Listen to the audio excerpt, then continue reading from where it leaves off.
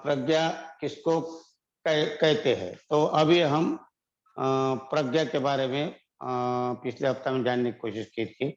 तो प्रज्ञा तीन अवस्था होती प्रज्ञा की। पहली कहते हैं श्रुतमय प्रज्ञा, दूसरी है चिंतनमय प्रज्ञा और तीसरे भावनामय प्रज्ञा। तो श्रुतमय प्रज्ञा में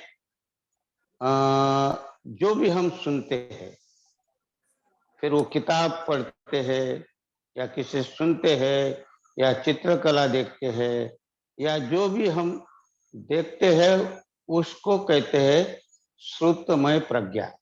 फिर ये प्रवचन के द्वारा भी मिल सकती है, सुनने से, या किसी चित्र को देखकर श्रुतमय हो जाते हम, और या सुनने से, पढ़ने से, ये श्रुतमय प्रज्ञा होती, इसको कहते हैं। तो जैसे कि अभी मैं बता रहा हूं आपको, तो जो बता रहा हूं ये श्रुत आप सुन रहे हैं, तो ये सुनना, ये जो कार्य कर रहे हैं, अगर आप सुने नहीं तो आगे कैसे बढ़ेंगे, है ना। तो इसीलिए सुनना जरूरी है, और फिर सुनने में हम क्या क्या सुनते हैं वो हमारे ऊपर है। तो किसी किताब को लिखा है, अभी इतिहास अगर देखेंगे तो ऐसा कहते हैं कि नालंदा को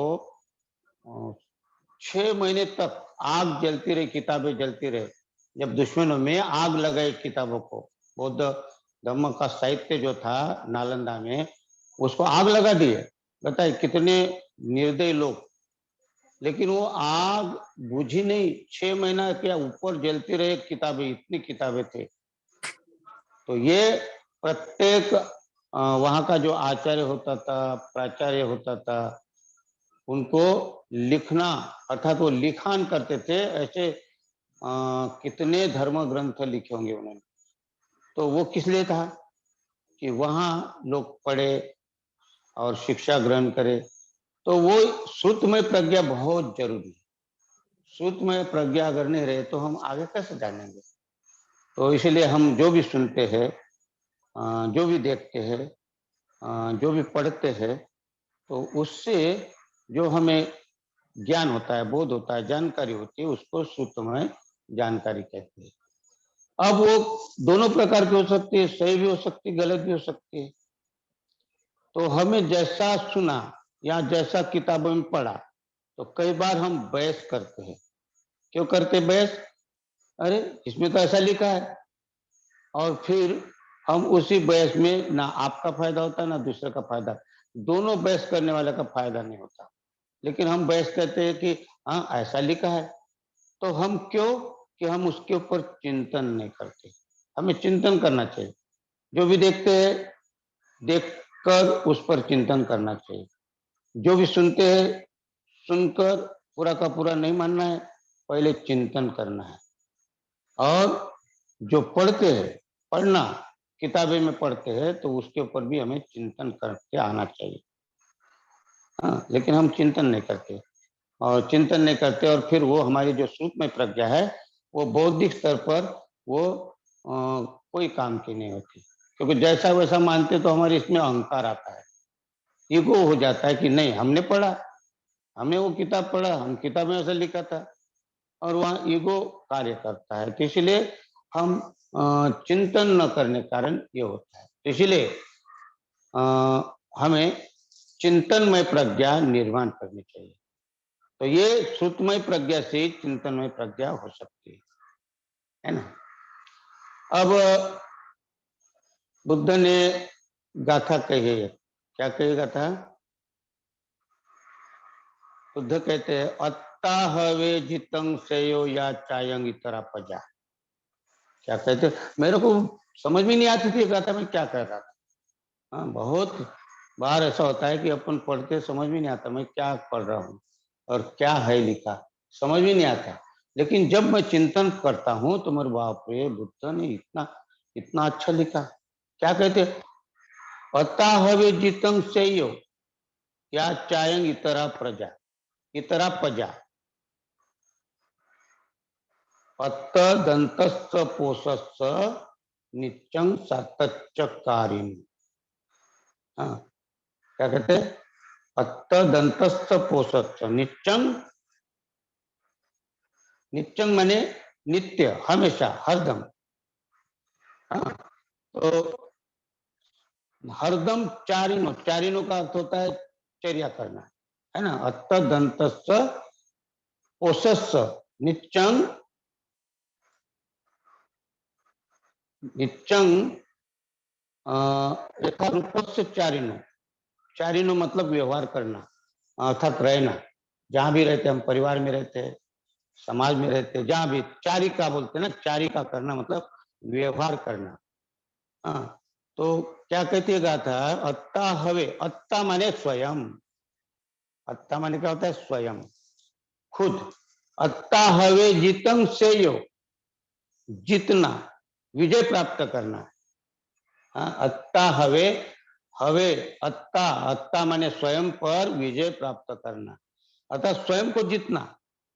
तो क्या कहते बुद्ध? अत्ता हवे जीतं सेयो या चायं इतरा प्रजा, दूसरों के ऊपर विजय प्राप्त करने के अपेक्षा, क्या कहते बुद्ध?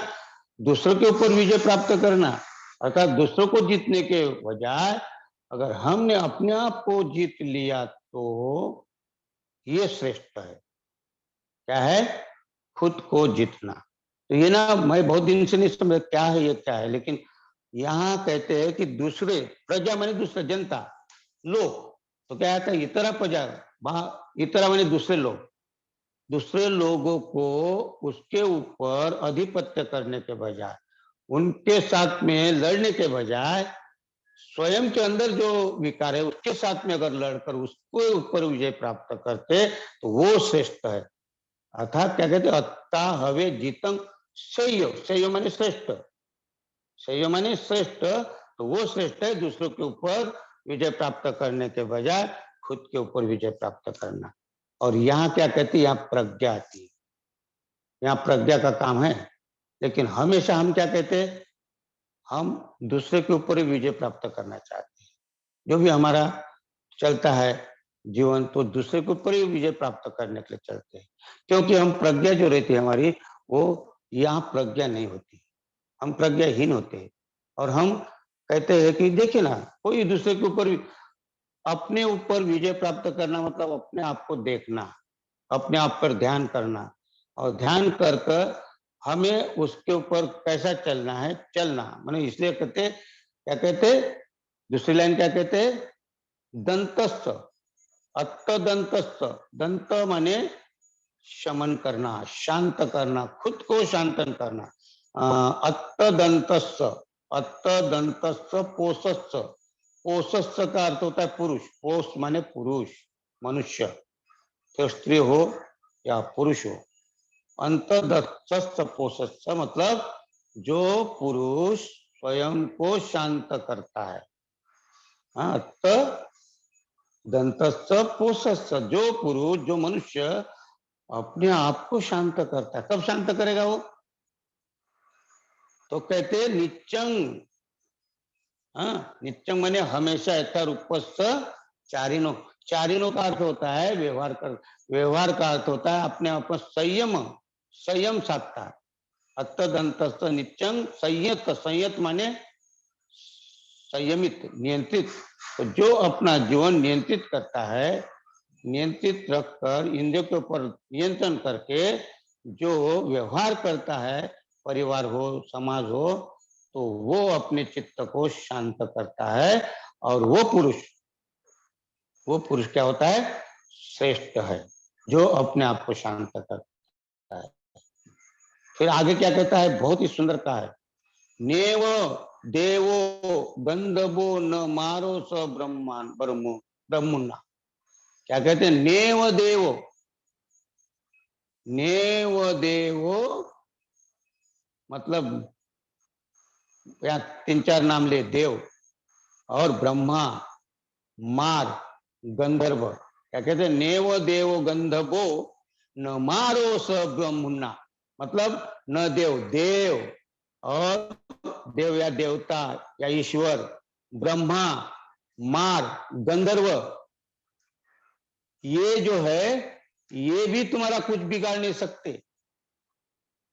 अगर आए तुम्हारे आड़ में, ये ब्रह्मा अगर तुम्हारे आड़ में आया, ईश्वर तुम्हारे आड़ में आ गया, गंधर्व तुम्हारे आड़ में आ गया, मार तुम्हारे आड़ में अगर आया, अगर तुम संयत किया अपने आप को, खुद को जीते, तो ये भी तुम्हारा कुछ भी नहीं बिगाड़ सकते। इतनी बड़ी बात बुद्ध ने यहाँ पे, मतलब उनसे भी श्रेष्ठ कहा है। अगर नाम ही सुना होगा, क्योंकि उस समय ब्रह्मा का बोलबाला होगा, उस समय बुद्ध के समय में ईश्वर का बोलबाला होगा, ब्रह्मा का, मार का, और ये गंधर्व का बोलबाला होगा। हो या न हो, होंगे या नहीं होंगे बात अलग है, लेकिन उनको मानने वाले लोगों को बोलते, अगर तुम अपने आप को जीत लेते हैं तो ये भी तुम्हारा कुछ भी नहीं बिगाड़ सकते, ये भी तुम्हारे नीचे रहेंगे। मतलब इतनी बड़ी बात मनुष्य को बुद्ध कहते हैं। लेकिन हम सुनते हैं या पढ़ते हैं, तो पढ़ते क्या है, तो हम वही उलझन में जाते, यहाँ ब्रह्मा कहाँ से आया, यहाँ ईश्वर कहाँ से आ गया, मार कहाँ से आ गया, और हम यही उलझन में रहते। बुद्ध धर्म में तो ईश्वर नहीं है, बुद्ध धर्म में तो ब्रह्मा नहीं है। बुद्ध कहते यदि तुम ब्रह्मा, अगर तुम ब्रह्मा ब्रह्मा कहते बड़ा श्रेष्ठ होगा, वो भी तुम्हारे सामने कुछ भी नहीं, अगर तुम खुद को जीतते हैं तो। इतनी बड़ी तुम्हें उम्मीदें लगा के देते बुद्ध, और हम इसके ऊपर चिंतन नहीं करते। अगर चिंतन किए तो सारा उस निकलेगा कि अपने आप को संयत रखना है। और इसलिए कहते निच्चंग संयत चारिनो। क्या कहते हैं? निच्चंग संयत चारिनो, अर्थात निश्चय माने हमेशा अपने आप को नियंत्रित रखता है, और लोगों में जाकर व्यवहार अच्छा करता है, कि परिवार हो, समाज हो, और वो अपने आप को नियंत्रित करके शांत होता है। ऐसा पुरुष, उसका कोई भी ब्रह्मा ईश्वर कोई भी कुछ बिगाड़ नहीं सकता। इतना बड़ा मनुष्य के ऊपर उन्होंने जोर दिया। और ये प्रज्ञा हमारे पास में है, लेकिन हम हमेशा क्या करते, हम हमेशा क्या करते, दूसरों को ही उंगली दिखाते। क्या है, दूसरे को सुधरने की बात करते हैं। हम देखें ना जीवन में, अगर आप देखेंगे तो हम क्या कहते, ये नहीं सुधरे, ये लोग नहीं सुधरे, ये लोग ऐसे करते, वो लोग करते, हम हमेशा उंगली रखते, ये लोग नहीं सुधरेंगे। ये बड़ा विचित्र होता है। कभी भी देखिए, कई बार हम प्रवचन में जाते हैं, शिविर में जाते हैं, कई बड़े सभा में जाते हैं, क्या होते, ये लोग नहीं सुधरे, ये लोग कौन सुधारेगा, इनको कौन सुधारेगा, ये लोग नहीं सुधरेंगे। हम लोग दूसरों को उंगली रखते, लेकिन ये नहीं देखते कि मैं कब सुधरूंगा। मैं गांव में जब था ना, तो मेरे गांव के लोग, मैं जब भी देखता था तो कहते, अरे ये कभी नहीं सुधरेगा। सारे पारधी सुधर गए। के पारधी का वो जो भटकी हुई जातियां होती ना, जिसको हम देवार कहते हैं, जो जिस प्रकार के वो घूमते रहते, भटकी जाति कहते उसको। तो हमें गांव में जब भी मैं घर से निकलता था, तो कोई ना कोई मेरे घर में भी मेरे को, ये कभी नहीं सुधरेगा। सारे पारधी सुधर गए, सारे लोग भटके हुए लोग सुधर गए, लेकिन ये नहीं सुधरेगा। और ये मेरे को नहीं बोलते थे, सारे बच्चे थे उस समय, हम तो खेलते थे, कूदते थे, तो हम सुधरे नहीं, हमको बोलते ये कभी नहीं सुधरेगा। तो बच्चों को सबके माँ बाप वैसे बोलते, ये कभी नहीं सुधरेगा। कभी कभी मैं जब घर से जाता था हूँ आगे, तो कहते सारे लोग सुधर जाएंगे, लेकिन ये नहीं सुधरेगा। तो उनको मामा कहता था मैं, मामा, तो मामा तुम, हम बच्चे तो है, हम तो सुधरे नहीं, हम तो बच्चे हैं, तो हमको गलतियां करते रहते, झगड़ा करते रहते, किसी साथ करते रहते, खेलते कूदते रहते, हम किसी के साथ सुनते भी नहीं। लेकिन मामा तुम भी नहीं सुधरे कर, मामी कह रही आपको कि ये कभी नहीं सुधरेगा। मामा आप भी नहीं, आप भी गलती करते क्या? तो माँ बोलते, अब देख भाई तू। लेकिन वो मुझे तब पता चला कि जब मेरी शादी हुई, तब मुझे भी मेरी पत्नी कहती थी कि ये कभी नहीं सुधरेंगे, हमेशा रहता है टाना। तो अब पता चलता है कि कभी नहीं सुधरे हम। कहने का मतलब हम दूसरे को उंगली रखने में बड़े माहिर, कभी नहीं सुधरे। तो हमको देखना यहाँ कि खुद को कब सुधारना है, और खुद को सुधारना यहाँ प्रज्ञा है। तभी अगर हम पढ़ेंगे तो खुद को सुधारने के लिए प्रज्ञा का इस्तेमाल कब आएगा, कि हम ध्यान करेंगे, ध्यान में अपने आप को देखेंगे। और जब तक हम ध्यान नहीं करेंगे तो हमें पता कैसे चलेगा, हम तो पढ़ा है। तो प्रज्ञा, ये सूत्रमय प्रज्ञा से चिंतनमय प्रज्ञा बड़ी महत्वपूर्ण है। हमें जो भी सुनते हैं, जो भी पढ़ते हैं, जो भी देखते हैं, उसके ऊपर चिंतन करना चाहिए, एकदम नहीं मानना चाहिए। अगर वो बुद्ध ने कहा ना वो कालाम सुत्ता में, हाँ, जब तक आप अपने बुद्धि के कसौटी पर नहीं तोलते, तब तक उसको नहीं मानना, है ना? फिर वो किसी ने भी कही होगी बात, तो वहां प्रज्ञा की बात की है। यहाँ प्रज्ञा की, क्योंकि 10 प्रकार की बातें बताई उसमें कालाम सुत्ता में, और इसलिए बताया कि क्या है, पहली 5 बातें तो आपको ये बाहर के आडंबर से छुटका करते हैं। पहली जो 5 बातें हैं, उसमें आडंबर से छुटका, अर्थात इसके पीछे नहीं लगना। किसी में वो कही है बात, सुनी सुनाई बात है, अफवाह है, जो भी बात है, ये प्रज्ञा नहीं होने के कारण हम इसमें बैठ जाते हैं। और हमें चिंतन में प्रज्ञा जब हम निर्माण करेंगे, तो वो सही रहती। बाबा साहब ने क्या किया? बाबा साहब ने बहुत पढ़ाई की, और पढ़ाई करने के बाद जो चिंतन में प्रज्ञा निकली उनकी, उसमें से शूद्र पहले कौन थे, ये चिंतन में प्रज्ञा से निकली हुई निकला हुआ ग्रंथ है। बुद्ध और उनका धम्म, सारा त्रिपिटक पढ़ने के बाद में चिंतन किया बाबा साहब ने, और चिंतन में से बुद्ध और उनका धम्म दिया। और आपको मालूम है उसमें, आप सारे ग्रंथ पढ़ेंगे ना, दीघ निकाय पढ़े या बड़े बड़े ग्रंथ पढ़े, उसमें सिद्धार्थ गौतम का गृह त्याग कैसा बताया, कैसा बताया कि वो रोगी दिखा, बुढ़ा दिखा, मौत दिखी, हाँ, ऐसा ही लिखा है। लेकिन बाबा साहब ने चिंतन किया, चिंतन से कहा कि ये नहीं हो सकता है, हाँ? ये देखने से सिद्धार्थ गौतम ने घर नहीं छोड़ा, तो वो रोहिणी के पानी के लड़ाई झगड़े के कारण उनको बाहर जाना पड़ा, त्याग करना पड़ा। तो ये चिंतन है। और यहाँ चिंतन कौन सा आता है कि 29 वर्ष का होने तक सिद्धार्थ गौतम, 29 वर्ष का होने तक क्या उसने बुढ़ा नहीं देखा होगा? क्या उनके घर के लोग बड़े नहीं होते होंगे? क्या वो झुरिया पड़े देखे नहीं होंगे? बुढ़े देखे नहीं होंगे? क्या कोई रोगी, कोई बीमार पड़ा नहीं देखा होगा ना 29 वर्ष तक? तो ये पचने लायक बात नहीं है। ये चिंतन, ये चिंतन किसने किया? बाबा साहब ने चिंतन किया। लेकिन आज भी लोग क्या कहते हैं, बहुत सारे लोग, कि ये 4 प्रेत देखा, रोगी देखा, बुढ़ा देखा, इस प्रकार का ये देखने से उनको विराग, उनके उसमें विराग उत्पन्न हुआ। लेकिन वो कारण चिंतन से बुद्ध और उनका धम्म पढ़ेंगे तो सारा निचोड़ निकाल कर बाबा साहब ने चिंतन में प्रज्ञा, अर्थात बहुत सारा क्रांति प्रतिक्रांति, बहुत सारा रीडर्स लिखा है बाबा साहब ने, बहुत सारे ग्रंथ, ये निचोड़ है, चिंतन में प्रज्ञा है। हमें भी चिंतन करते आना चाहिए, चिंतन को बहुत महत्व है। तो हम चिंतन कैसा करना चाहिए? हमें हमें चिंतन किस प्रकार करना चाहिए कि मैंने जो पढ़ा वो सही है कि गलत है, खुद को तोड़ना है। बहुत सारे शब्द ऐसे, मैंने कल परसों ही बताया था कि चिंतन अगर नहीं करे तो लोग जैसा का वैसा ही धम्म पद हो, या वो जो एक गाथा है उसमें क्या है, चरत भिक्कवे चारी कंग बहुजन हिताय बहुजन सुखाय, अत्थाय हिताय नहीं, बहुजन हिताय बहुजन सुखाय लोकानुकंपाय, अत्थाय हिताय, देव मनुष्यानंग, ऐसी गाथा आती है ना उसमें। और उसमें क्या कहते हैं, माँ, माँ माने नहीं, माँ एके दे अग्निमितं देशते भिक्कवे धम्मं, यहाँ कहते धम्मं। तो क्या है कि भिक्षु जाओ, निकल पड़ो, और बुद्ध ने सिखाया हुआ धम्म को लोगों तक पहुंचाओ। हाँ, और आप अभी बोधिसत्व का कार्य कर रहे हैं, यहाँ से बोधिसत्व की वो शिक्षा दी थी, बोधिसत्व ज्ञान जिसको कहते हैं।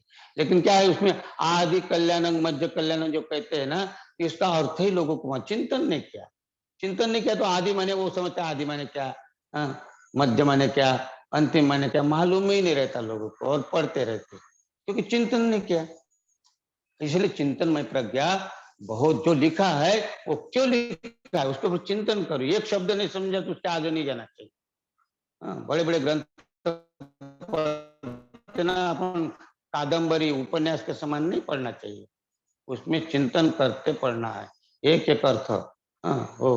संत कबीर इसलिए कहते शब्द न जाने क्या हो, शब्द बेचारे क्या करे, अर्थ न जाने कोई। अगर हम ऐसे पढ़ते रहे तो अर्थ ही नहीं मालूम होगा तो पढ़ने से क्या मतलब।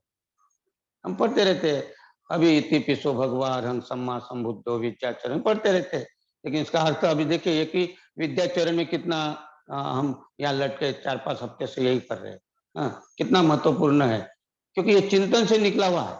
नहीं तो कई बार विद्याचरण पढ़ते रहे होंगे आप, लेकिन ये चिंतन करेंगे तब हमें ये मालूम होता है कि चिंतन विद्याचरण के इतने चरण है, तो बुद्ध का ऐसे छोटी मामूली बात है क्या। तो ये चिंतन से आता है और हमें चिंतन करना चाहिए, एक एक शब्द पर चिंतन करना चाहिए और तब आगे जाना चाहिए।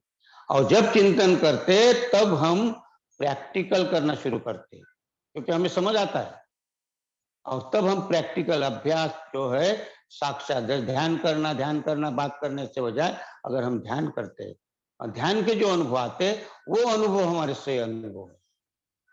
अन्यथा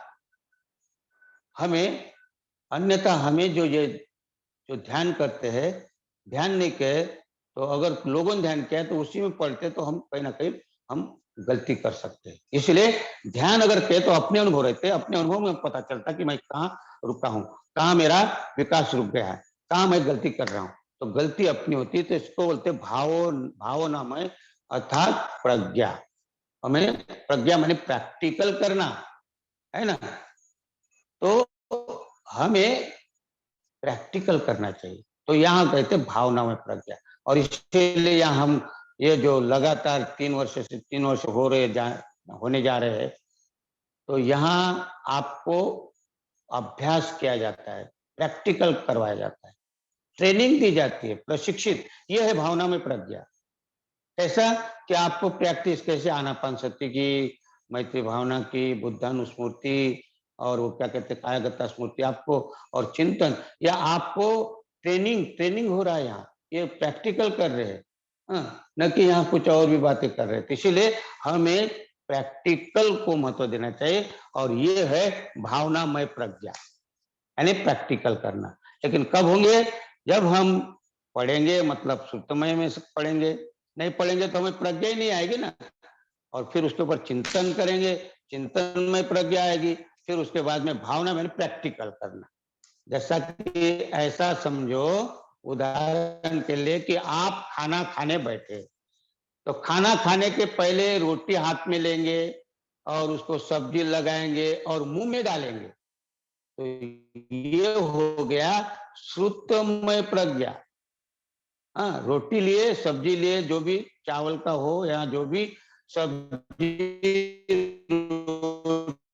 और जो श्रुतमय प्रज्ञा।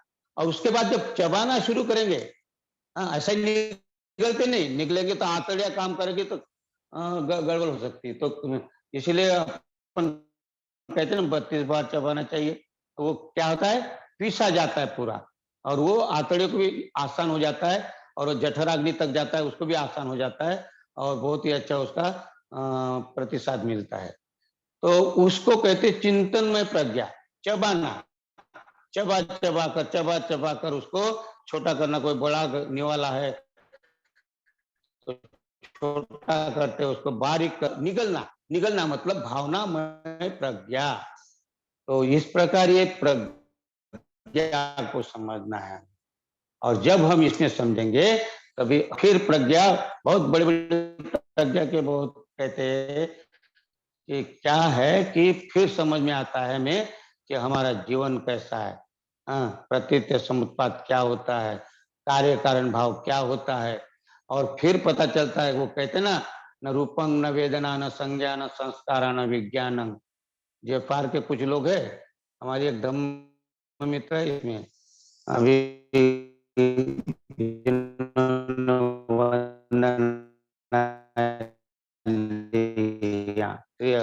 रूपं न वेदना न संखारा, प्रज्ञा में ये भी नहीं वो भी नहीं, ना लय होता है, नाश होता है, ना उदय होता है। ये समझना प्रज्ञा है, बहुत बड़ी प्रज्ञा, यहाँ से भावना में तक जाने के लिए, निगलने तक। और फिर धीरे धीरे प्रज्ञा, अभी तो प्रज्ञा का हमें एक सारांश भी मालूम नहीं, ये कौन से भी मालूम नहीं है। हम प्रज्ञा की बात जरूर कर रहे हैं, लेकिन प्रज्ञा धीरे धीरे धीरे धीरे बढ़ते बढ़ते बढ़ते बढ़ते वो विकसित होते थे। पुरोगामी प्रज्ञा कहते हैं, वैरोचन की प्रज्ञा कहते हैं। हाँ, पुरोगामी। हाँ, तब धम्म चक्र प्रवर्तन करते हैं, वो प्रज्ञा है। तो यहाँ क्या कहते हैं, ना लय होता है ना उदय होता है। हाँ, मतलब ना नाश होता है और ना निर्माण होता है। प्रज्ञा में यहां तक जाना है हमें। आज ये नहीं समझेंगे, लेकिन प्रज्ञा ऐसा ही नहीं। तो ये प्रज्ञा कहां से आएगी समझने के लिए? ना लय ना उदय, तो उसके लिए हमें ध्यान करना पड़ेगा। और ध्यान तो कौन सा करते हैं हम? आनापान सती। यहां से आनापान सती ध्यान करते करते करते करते परिपक्व होते होते होते होते हम प्रथम ध्यान में जाते हैं। और प्रथम ध्यान में जाते जाते फिर द्वितीय ध्यान में जाते हैं। फिर द्वितीय ध्यान में जाते जाते तृतीय ध्यान में जाते हैं। और तृतीय ध्यान में जाते जाते चतुर्थ ध्यान में जाते हैं। और यहाँ चतुर्थ ध्यान में गया, ये चरण है, इसको कहते 15 चरण। हाँ, तो प्रज्ञावान के बाद ये प्रज्ञावान 11वां चरण है, 12वां चरण है प्रथम ध्यान, 13वां चरण है द्वितीय ध्यान, 14वां चरण है तृतीय ध्यान और 15वां चरण है चतुर्थ ध्यान। धीरे धीरे हम ध्यान साधना में उतरते, आनापानसती से शुरुआत करते। आनापानसती जैसे जैसे जैसे जैसे परिपक्व होती है, ध्यान में जाते हैं। फिर तृतीय और चतुर्थ ध्यान में जाते हैं। 4 चरण अर्थात 15 चरण यहाँ पूर्ण होते हैं। चतुर्थ ध्यान में आप बहुत दूर तक पहुंच जाते हैं। प्रथम ध्यान में आपको 2 बातें बहुत सताती है, वितर्क और विचार सताते हैं, बहुत सताते हैं। फिर द्वितीय ध्यान में आप में प्रीति बहुत ही आनंद लगता आपको, और ये भी समाप्त हो जाती। और उसके बाद में तृतीय ध्यान में सुख आता है, सुख कहते हैं उसको। और ये सुख भी नहीं रहता, तो फिर मात्र ये एकाग्रता रहती है, खाली एकाग्रता रहती है। और यहां तक पहुंचने के लिए 15 चरण। तो यहां से प्रज्ञावान आदमी धीरे धीरे धीरे, तो यहां कहा है समाधि और प्रज्ञा एक कहा गया थी। अभी तो हम प्रज्ञा अलग बताते हैं, समाधि अलग बताते हैं, लेकिन जब ये समाधि हो जाते हैं तो प्रज्ञा समाधि। और यहाँ फिर करुणा भी और प्रज्ञा भी एक सिक्के के 2 पहलू हो जाते हैं। अब फिर आप प्रज्ञा को करुणा कह सकते हैं और करुणा को प्रज्ञा कह सकते हैं। ये आगे की बात है, अभी तो हमें अलग अलग रखना इसलिए है कि हमें समझने के लिए प्रज्ञा और करुणा। लेकिन वो जब हो जाती है तो ये एक आ जाती है। और यहाँ चतुर्थ ध्यान में जब पहुंचते हैं तो यहाँ फिर 8 प्रकार के ज्ञान होते हैं, उसको कहते हैं विद्या। उसको क्या कहते हैं? विद्या कहते। फिर अभी तक हमने चरण देखे, विद्या चरण। हम कहते हैं ना, इति पिसो भगवान सम्मा बुद्धो विद्या चरण। तो अभी तक चरण देखे, प्रथम ध्यान से चतुर्थ ध्यान तक 15 चरण देखने के बाद विद्या कहते हैं। और ये विद्या 8 प्रकार की विद्या है, 8 प्रकार के ज्ञान। तो पहली विद्या यहां से कहते हैं, उसका नाम विद्या है। दूसरी जो विद्या है विपश्यना के बाद मनोमय विद्या। तीसरी विद्या है विविध विद्या। चौथी विद्या है परचित्त ज्ञान विद्या। पांचवी है स्रोत ज्ञान विद्या। और छठवीं जाति जरा मरण जात। सातवां है दिव्य चक्षु विद्या, चक्षु ज्ञान विद्या।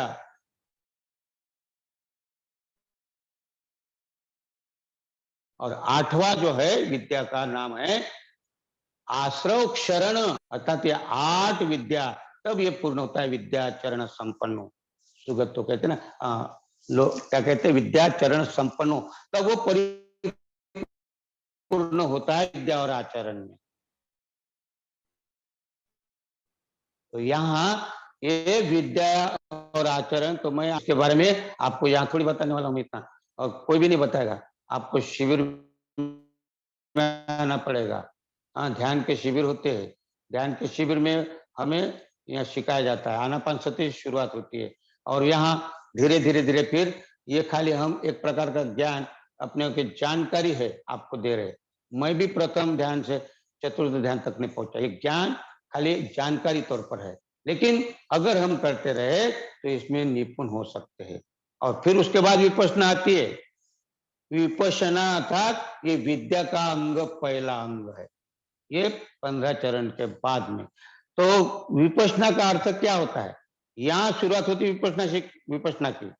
हाँ, तो हम विपश्यना करते हैं ना, तो विपश्यना माने क्या है ये भी समझना पड़ेगा। और उसके बाद में फिर मनोमय क्या है, फिर विविध विविध ज्ञान क्या है, फिर परचित्त ज्ञान क्या है, फिर स्रोत ज्ञान क्या है, फिर जाति मरण ज्ञान क्या है, फिर दिव्य चक्षु ज्ञान क्या है, और फिर जिसको कहते हैं आश्रव शरण ज्ञान, ये क्या है। तो यहाँ परिपूर्ण होता है ये विद्याचरण संपन्न। आचरण के जो गुण बताने की कोशिश की है।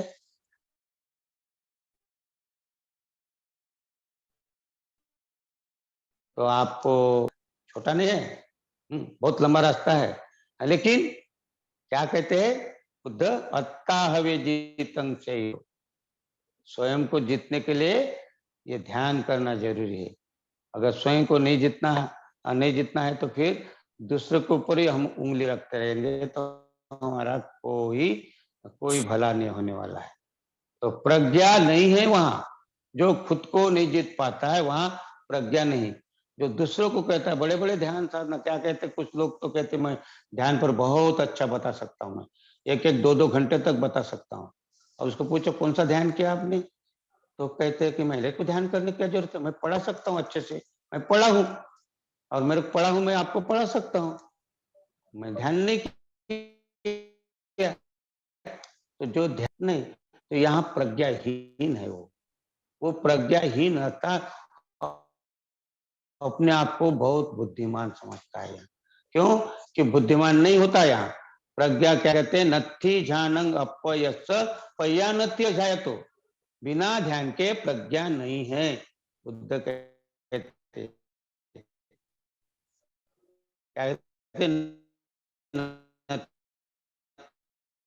ध्यानंग पय्यस, अपने ध्यान, बिना ध्यान के प्रज्ञा नहीं है और बिना प्रज्ञा का ध्यान भी नहीं है।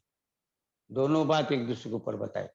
नत्ति झानंग अपयस पय्या नत्ति अजायतो, यमी झानंग च पय्या च सवे निब्बाण संति के।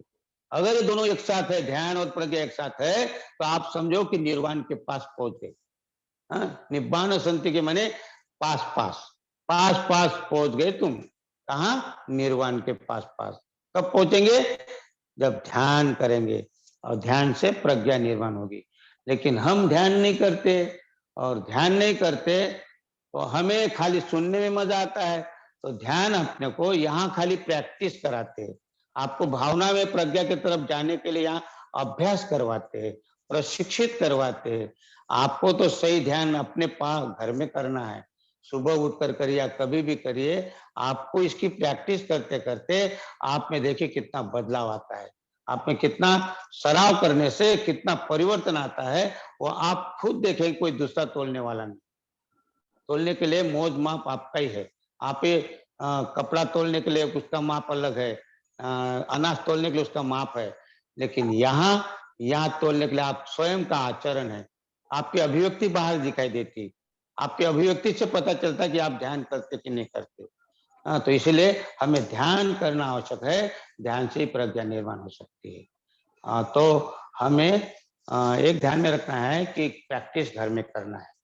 और तब बुद्ध ने विद्याचरण युक्त, मतलब विद्याचरण से पूर्ण कौन, बुद्ध हुए थे, और तब लोगों को बताना शुरू किया।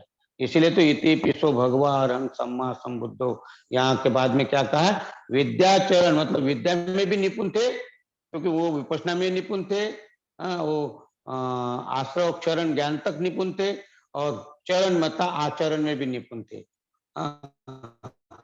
तो इसी प्रकार हमें भले ही नहीं किया, लेकिन कोशिश अगर करते रहे तो क्या कहते हैं, कोशिश करने के वाले की कभी हार नहीं होती, है ना। लेकिन एक बार रास्ता पकड़ो, तो कहते हैं ना, मैं चलता गया और रास्ते मिलते गए। मैं चलता गया और रास्ते मिलते गए, फिर रास्ते के कांटे फूल बनकर खिलते गए। ये तो धम्म का प्रभाव है, कोई चमत्कार नहीं, कोई जादू नहीं, ये तो धम्म का प्रभाव है। वरना इसी रास्ते से लाखों फिसलते गए। तो हमें फिसलने वाले में नाम दर्ज नहीं करना है, हमें चलते रहना है, प्रयास करते रहना है, और आगे आगे फिर फूल, कांटे भी है वो फूल बनकर खिल सकते हैं। तो बहुत बहुत धन्यवाद।